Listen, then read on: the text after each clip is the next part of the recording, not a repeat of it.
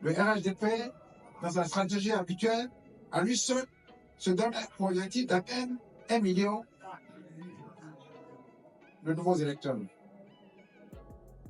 Il est déjà à plus d'1 million de membres avec des membres qui n'ont pas décidé d'être membres du RHDP.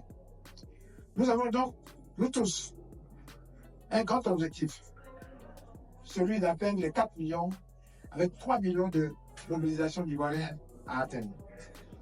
Nous pouvons le faire et nous devons le faire. Rassemblons toutes nos forces, toutes nos énergies pour engager nos parents dans toutes les contrées du pays à s'inscrire massivement sur la liste électorale. Engageons toutes nos forces aussi pour qu'il y ait le maximum d'Ivoiriens à être inscrits en Europe et en France. Nous pouvons le faire. Notre temps, nos ressources doivent être maintenant consacrées à la réalisation de cet objectif impératif pour la survie de notre nation. Organisons, imaginons des stratégies ensemble, des stratégies nouvelles pour assurer notre victoire, celle du changement de notre pays. Deuxièmement, mes chers frères et sœurs, chers compatriotes, le temps est venu aussi d'agir pour faire changer les règles du jeu et arriver à reformer les institutions électorales et les lois qui fondent les organisations et les attributions, notamment de la CEI et de la Cour constitutionnelle.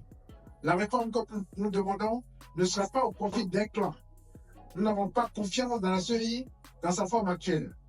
Quand l'application d'une loi est synonyme de malheur pour les populations, il faut la changer pour renforcer la confiance de tous les acteurs.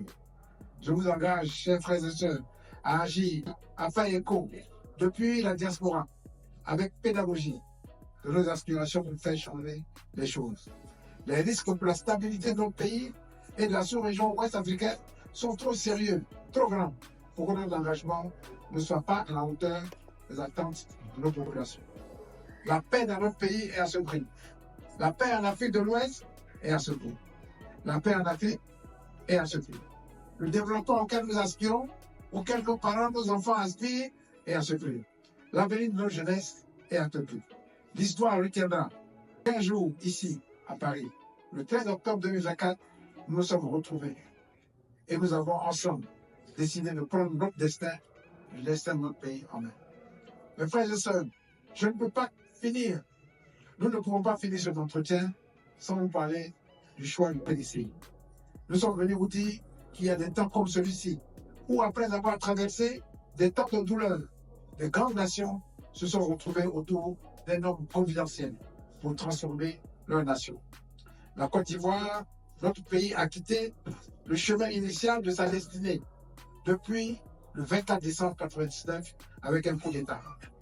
Un coup d'État qui a duré 11 ans pour connaître son apogée en octobre 2011. Depuis, on nous a proposé 11 émerveilles. Le projet Vivre ensemble n'était en fait qu'une illusion, un mirage. Et nous connaissons les résultats. Ce sont les souffrances, les douleurs de nos parents. Le résultat, c'est un pays en lambeaux, avec des clivages ethniques, un déni de démocratie, l'éclatement des valeurs fondatrices de la nation. L'union, la discipline et le travail ont disparu de notre pays. La corruption s'est installée, le déséquilibre entre les régions, la mauvaise allocation des ressources financières de l'État, une dette vertigineuse, l'absence d'une vision stratégique claire et partagée, le refus d'un processus de dialogue,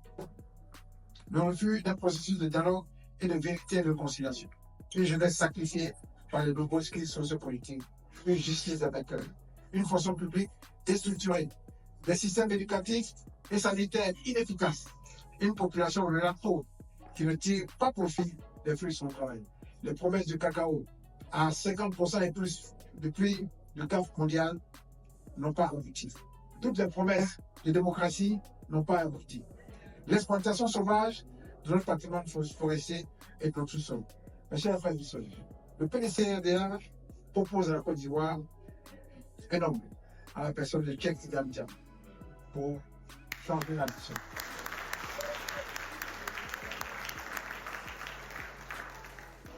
Nous sommes venus vous dire qu'avec lui, nous pouvons changer notre destin.